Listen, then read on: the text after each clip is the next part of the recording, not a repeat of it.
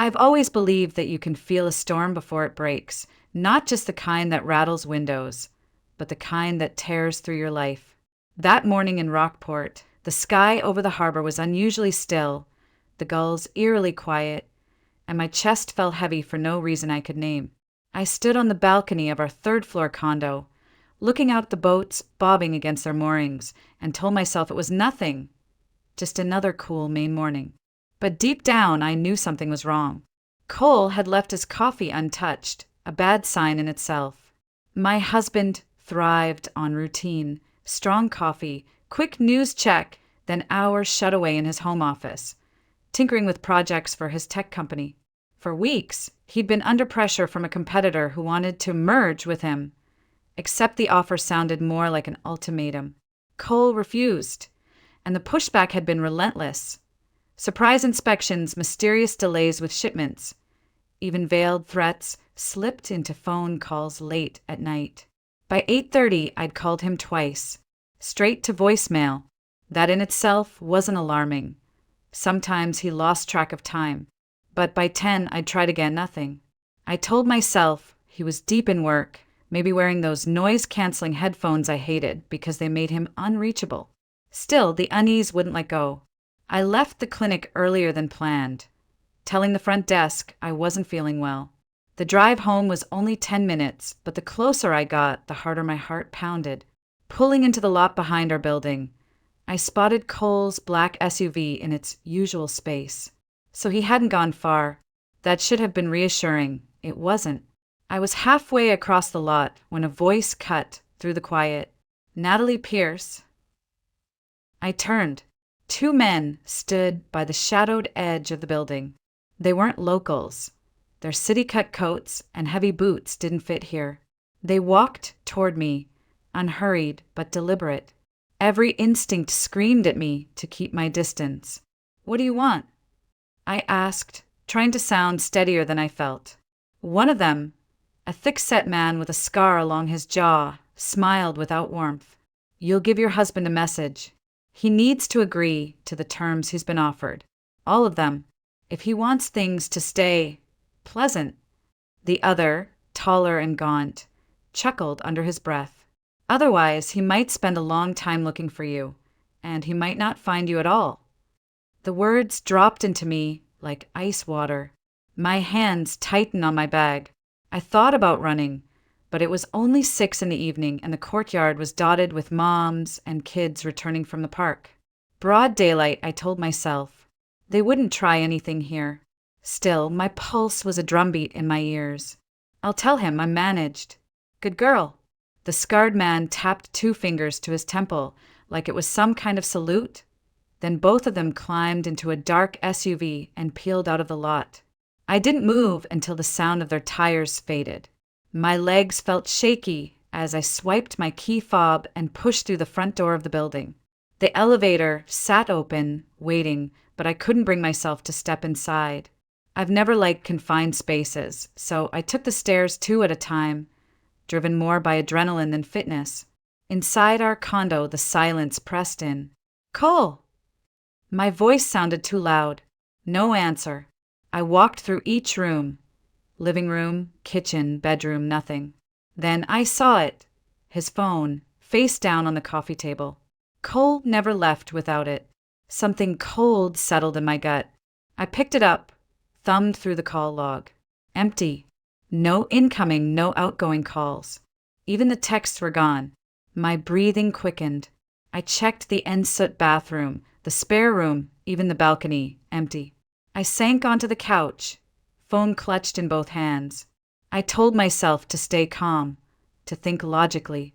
But all I could picture was Cole walking out the door, leaving behind a trail of silence and a warning delivered by strangers. And then another thought struck me. His SUV was still outside, which meant he'd gone on foot somewhere close. But where? That was when the first real wave of panic hit. Because if he'd walked away willingly, he could have told me. And if he hadn't, then someone else had decided where he was going. I set his phone down and pressed both hands to my face, willing my thoughts to slow down. Maybe he'd just stepped out to the store. Maybe he was on the phone in the lobby, or talking to a neighbor. But why would he leave his phone behind? Cole was never careless with it, especially lately. He'd been jumpy for weeks, checking it even at dinner, as if waiting for bad news to land. I walked to the window and scanned the street. Familiar cars, the neighbor's Labrador pulling on his leash, the mail truck parked crooked at the curb. Nothing out of place, and yet everything felt wrong. Minutes dragged. I told myself I'd wait outside, just in case. I slipped my keys into my pocket and headed down to the front steps. The air smelled faintly of salt and fish from the harbor. I sat on the wooden bench near the entrance, arms wrapped tight against the late September chill, eyes tracking every figure that passed. An hour ticked by. No Cole. My stomach tightened with a hollow ache. I pulled my phone from my coat pocket and dialed the one person I could think of. "Erin, hey, can you come over? I think something's wrong." Her voice sharpened instantly. "Nat, what happened?" "I don't know. Cole's gone. His phone's here. And 2 men stopped me outside. They told me to tell him to accept some kind of terms. Erin, they knew my name." My throat caught on the last word. "All right, I'm coming now. 20 minutes, tops. Don't go anywhere. Lock your door." I managed a shaky, okay, and hung up. Back upstairs, the condo felt colder than before. I sat on the couch, hands clenched in my lap, listening to the muted hum of the refrigerator, the occasional creak from the building settling. Every sound felt magnified, like the silence was waiting to be broken. When Erin arrived, she took one look at me and shut the door behind her with more force than necessary. "Tell me everything. From the beginning." I went through it all, the phone, the SUV, the men in the lot. She listened without interrupting, her eyes narrowing in thought. When I finished, she sat back. "If what they said is true, it's serious. You can't just brush this off." "I know, but what am I supposed to do? Call the police and say my husband's gone without telling me? They'll ask if he's done this before, and I'll have to say no. They'll think he's just cooling off somewhere." "Maybe," she admitted, "but something about this stinks. Those guys didn't just happen to be there." We stayed up waiting, the hours stretching thin. Midnight came and went. By 1 a.m., the weight of exhaustion and dread had settled deep in my bones. Every time headlights swept across the window, I thought it might be him. Every time they passed, the disappointment dug a little deeper. By 2, Erin's jaw was tight enough to crack. "All right, we give it 1 more hour. If he's not back, we start making calls to hospitals, police, whoever we have to." I nodded, though I doubted sleep would come even if we tried. The clock's red digits glowed in the dark. Somewhere beyond these walls, Cole was out there, and I couldn't shake the feeling that he wasn't coming back the same way he'd left. By 3 a.m., the silence was unbearable. Erin grabbed her phone and a pad of paper, the kind she used at work, to jot quick notes. "We're calling the hospitals first," she said, already scrolling through the list. I listened as she spoke to the first receptionist, her tone clipped and professional. "No, not admitted tonight. Thank you." Call after call, the answer was the same. No one matching Cole's description. We moved on to the morgues. My hands clenched so hard they ached as I listened to Erin repeat the same details. Male, early 40s, 6 feet tall, dark hair. "No, nothing," she'd say, her face tight with relief each time. But relief was quickly replaced by the gnawing question. If he wasn't there, then where was he? Finally, she called the police department. "We'd like to report a missing person," she began, but the officer cut her off. I could hear the boredom in his voice, even from across the room. Unless Cole had been missing for more than 24 hours, there wasn't much they could do. Erin hung up, muttering something under her breath. "They're useless, and honestly, I can't blame them. This doesn't look like a crime yet."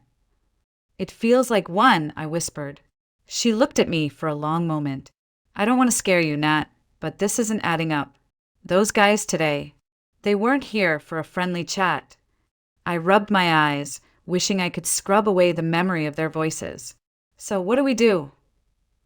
"We keep you safe," she said firmly, "until we know more." Her words had barely settled when a sharp rattle at the front door made us both freeze. We looked at each other, then toward the sound of the lock being tested. Erin was the first to move, padding silently to the peephole. She pressed her eye to it, then jerked back slightly. "Two men," she whispered. "Not the same ones from earlier, but they're not here to borrow sugar."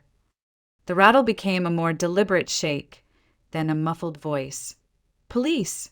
We need to speak with you." Erin's eyes narrowed. She leaned in again, studying them. "No badges, no radios, and," she glanced back at me, "one of them has a tattoo. I know that design. My brother used to run with some questionable people. That's not a cop's ink." A cold wave ran through me. "So they're pretending," she finished. "And we're not opening that door."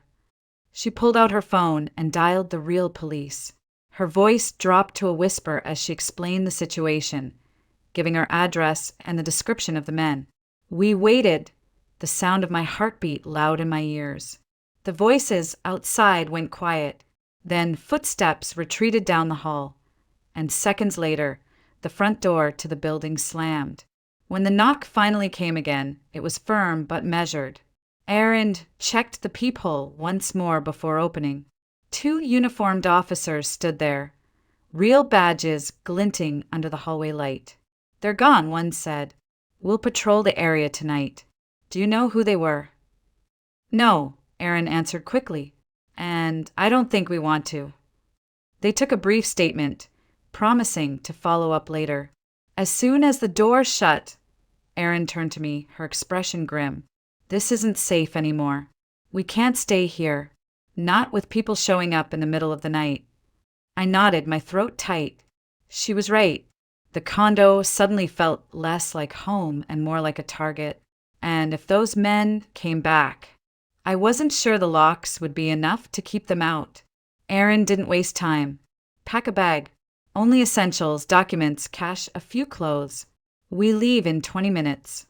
Her decisiveness steadied me enough to move. I pulled my carry-on from the closet and started throwing in whatever my hands landed on.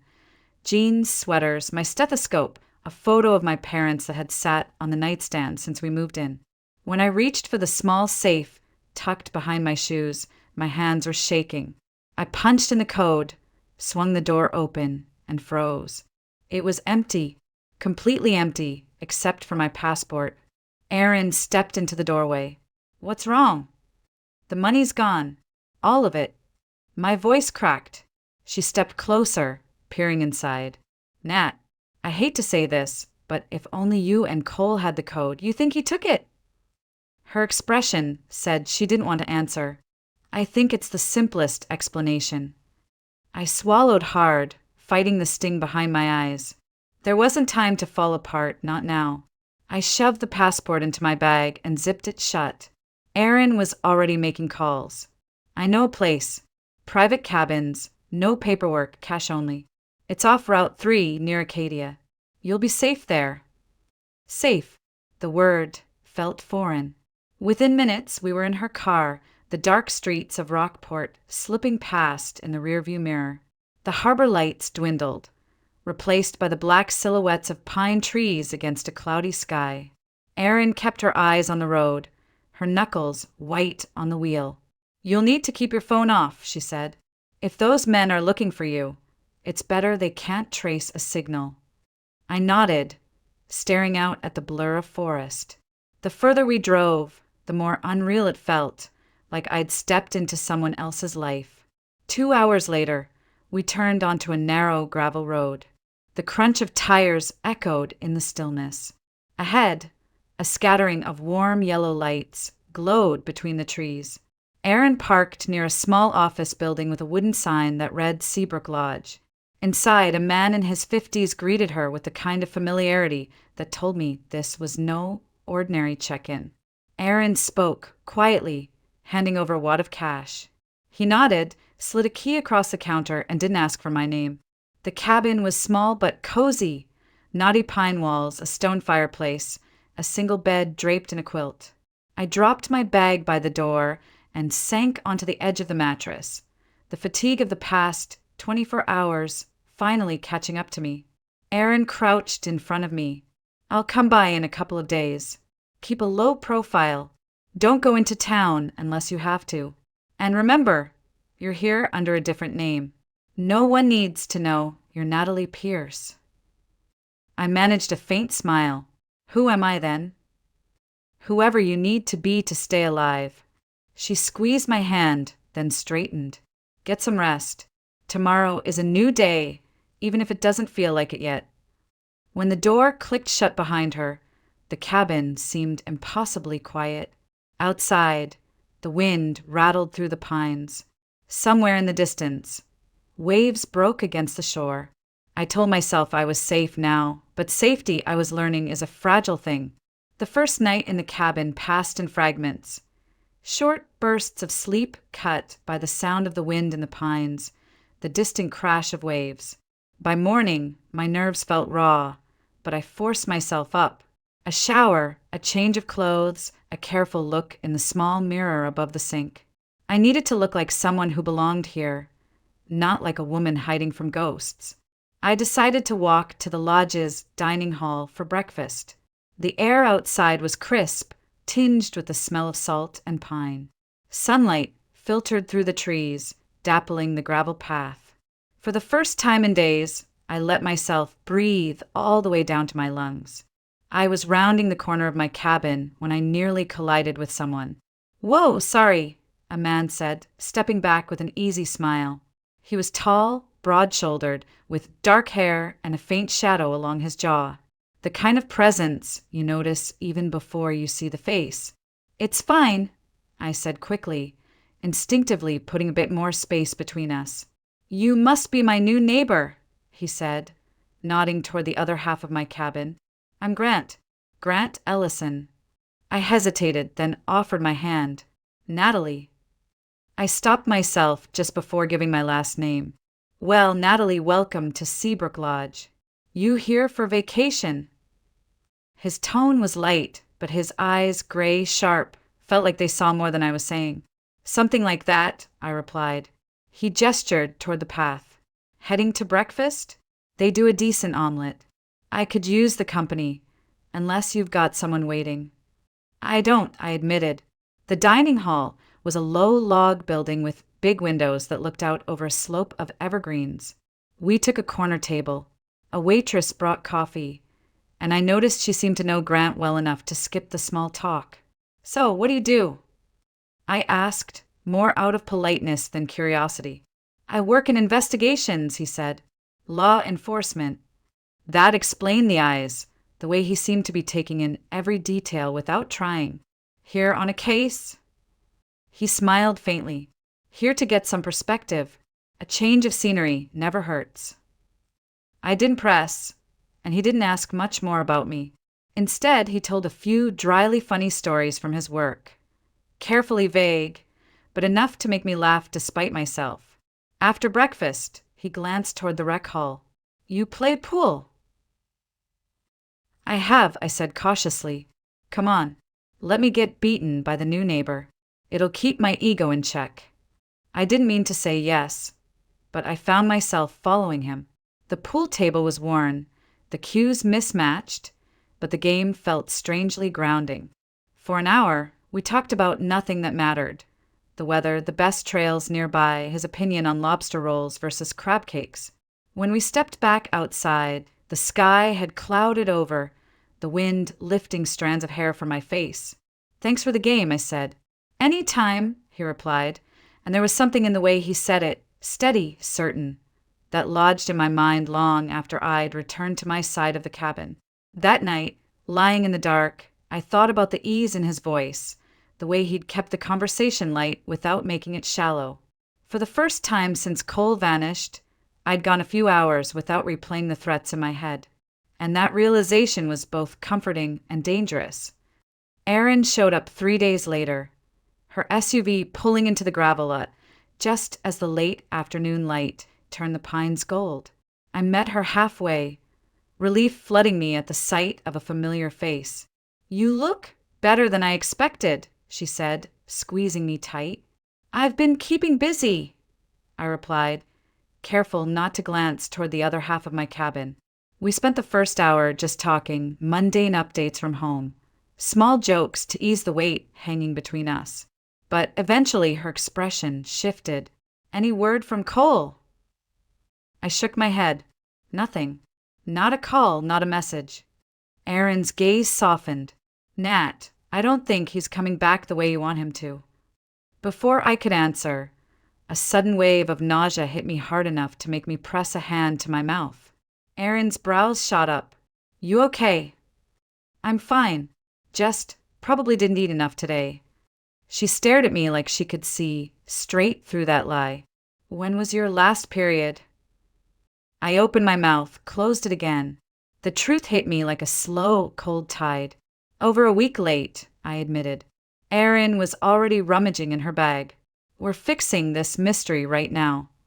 10 minutes later, I was staring at 2 bold pink lines. I'm pregnant, I said, the words barely audible. Erin smiled, though her eyes were damp. You're going to be a mom. I sat heavily on the bed, my hands instinctively resting on my stomach. Cole's baby. The phrase felt strange in my mouth. That night, after Erin turned in, there was a knock on my door. When I opened it, Grant was standing there, hands in his jacket pockets, expression unreadable. Can we talk? I hesitated, then stepped aside. He didn't waste time. I need to tell you something. I've been looking into your husband. My pulse kicked up. Why? Because I don't believe this is just a business dispute. And I was right. His voice was steady, but there was an edge to it. Cole owes a lot of money to very bad people. Not because they forced him into a merger, because he borrowed it, a sum large enough to make people do desperate things when it's not repaid. I gripped the back of a chair. That doesn't make sense. We had savings. We weren't in trouble. Maybe not the kind of trouble you knew about. Images flickered in my mind. Cole's late nights, his clipped phone calls, the way he'd started locking his office. What happened to him? Last confirmed sighting was on a security camera outside a strip mall in Bangor. After that, nothing. My guess? He changed his appearance, maybe even his name. It was too much. I sat down, feeling the world tilt. So he's gone. By choice. Grant's gaze softened. Nat, I'm sorry. I know that's not what you wanted to hear. But you needed to know what you're up against. These people might use you to get to him. That's why you need to stay hidden. I thought about the empty safe, the warning in the parking lot, the silent phone, and then about the life growing inside me. My chest ached with a complicated mix of grief and resolve. I'm pregnant, I said quietly. Grant blinked, then nodded once. Then that's all the more reason to protect yourself. And the baby. For the first time since Cole vanished, I felt the shape of a decision forming. I couldn't control what Cole had done or where he'd gone, but I could control what happened next. And I wasn't going to let his choices destroy what I had left or the child I carried. The next morning, I woke to a knock, not the cautious tap of a friend, but the steady, confident rhythm that had to be Grant. When I opened the door, he was holding 2 paper cups of coffee and a small paper bag. Breakfast, he said simply. I took the cup, the warmth seeping into my hands. You didn't have to. I wanted to, and there's something I need to talk to you about. We sat at the small table by the window, steam curling from the coffee between us. Outside, the pines swayed gently in the wind. I've got a friend in Portland, he began. Runs a pediatric clinic. They've been looking for another doctor for months, someone with your skills. It's a private facility, good pay, stable hours. More importantly, it's secure. Access control, cameras, the whole 9 yards. I hesitated. Grant, I can't just waltz into a new job. My life is a mess. I'm pregnant. You're a qualified doctor. You're exactly the kind of person they need. And I've already spoken to the director. He's willing to bring you on without the usual interview process. I shook my head slowly. This is too much. You've already done so much for me. He leaned forward, eyes steady on mine. Natalie, this isn't charity. It's a chance for you to start fresh. Somewhere Cole's mess can't touch you. The words landed heavier than I expected. A start fresh. I hadn't realized how badly I needed that until he said it out loud. I don't even have a place to live in Portland, I pointed out weakly. Already handled. The clinic owns a few apartments for staff. One just opened up. Fully furnished, secure building. You'd be close to work. And yes, I made sure it's in a neighborhood where you can walk outside without looking over your shoulder. I stared at him, the weight of his planning sinking in. Why are you doing this? He didn't look away. Because you deserve more than surviving day to day. You deserve to build a life again. And I'm in a position to help make that happen. The coffee had gone lukewarm, but I kept my hands wrapped around the cup, grounding myself in its heat. What if I'm not ready? Then I'll wait until you are. But I'm telling you now, this opportunity won't be open forever. Later that afternoon, Aaron drove me into Portland to see the apartment. The building was brick, with tall windows and a view of the harbor in the distance. Inside, it smelled faintly of fresh paint and cedar. The furniture was simple, but comfortable. The bedroom had a soft gray quilt, the kind that made you want to fall face first into it. I walked through each room slowly, imagining what it would feel like to wake up here, to come home here after a day at work that didn't involve looking over my shoulder. Aaron leaned against the doorway, watching me. It's nice, isn't it? It feels safe, I admitted. She smiled. Then you should take it. And if you won't take my word for it, take Grant's. I think he's got a good head for these things. By the time we drove back to the lodge, the decision had settled in my chest like a steady heartbeat. I was going to take the job, the apartment, the chance.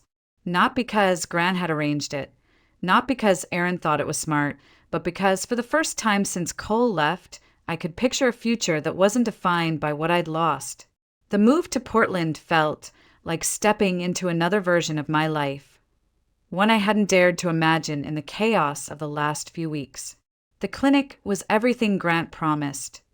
Bright, well-equipped, filled with staff who greeted me warmly but didn't press for details I wasn't ready to give. My first day, the head nurse handed me a schedule with manageable appointments, nothing like the frantic pace of my old job. It was almost unsettling to feel unhurried. The apartment became my haven. Mornings were quiet, with sunlight spilling across the kitchen counter as I sipped coffee and listened to the distant hum of the harbor. Evenings, I'd take short walks around the block, my coat pulled tight against a breeze, my hand resting lightly over the growing curve of my stomach. Grant stopped by often, sometimes with takeout, sometimes just to talk. He never pushed, never asked for more than I was ready to give. Instead, he became a constant, the steady point in a world that had spun out from under me. Erin noticed, of course. One night over dinner at my place, she leaned across the table and said, "You know he's crazy about you, right?" I laughed it off, but my chest warmed in a way I couldn't quite dismiss. When Liam was born, a healthy, dark-haired boy with a grip stronger than I thought possible, Grant was there. He held my hand through the delivery, his voice steady when mine shook. The first time I saw him cradle Liam, the careful way he supported that tiny head, something in me shifted. The weeks after were a blur of sleepless nights and endless feedings, but they were nothing like the hollow exhaustion I'd felt when Cole's disappearance consumed my thoughts. This was different. This was a fullness that made the tired worth it. Grant didn't just visit, he stayed. Sometimes he'd take Liam in the middle of the night so I could get a few hours of rest. Other times he'd cook breakfast while humming under his breath, the scent of coffee and eggs drifting into the bedroom. On Sundays, Aaron would join us for walks along the eastern promenade. We'd push Liam's stroller down the paved path, the harbor stretching out beside us, the masts of sailboats swaying gently. There was laughter again, real laughter that came from a place deeper than relief. Years passed, the seasons in Maine painting our lives in cycles of snow, salt air, and the gold light of fall. Liam grew into a curious, fearless little boy who loved climbing rocks by the shore and asking impossible questions about the sea. The clinic promoted me to lead pediatrician. Erin got married, her reception a noisy, joyful night where I danced with Liam on my hip and Grant's hand steady at my back. It wasn't the life I'd planned, but it was a life I'd chosen, piece by piece, out of the wreckage of what came before. And it was mine, completely mine. It was a warm September afternoon when I finally drove back to Rockport, not for a reason tied to fear or some unfinished thread from the past, but because Liam wanted to see where the ocean is louder. We parked near the lodge, now under new ownership, and walked down the familiar path lined with pines. The air smelled the same as it had that first week, salt, pine, and something untamed, but it felt different in my chest, lighter. We found the rocky overlook where the water crashed hard against the cliffs. Liam climbed onto a boulder, arms spread like he could catch the wind. Grant stood nearby, one hand resting on his shoulder to keep him steady. I let the sound of the waves fill the silence between heartbeats. For the first time, I could stand here without the weight of unanswered questions pressing into my ribs. Cole was gone, and whatever choices had taken him from me were no longer mine to carry. I had faced the storm, and I had built something stronger in its wake. Liam scrambled down and ran to me, his cheeks flushed, his hair wild from the breeze. "Can we come back here every year?" he asked, slipping his small hand into mine. I smiled, feeling the warmth of the sun on my face, the steady presence of Grant beside us. "Yes," I said, "every year." As we turned to go, I glanced back once more at the horizon, the endless sweep of blue meeting sky, and felt the last quiet pieces of my old life settle into place. Not with bitterness, not with longing, just with the certainty that I was exactly where I was meant to be. The road ahead was mine now, unshadowed, and for the first time in years, I couldn't wait to see where it led.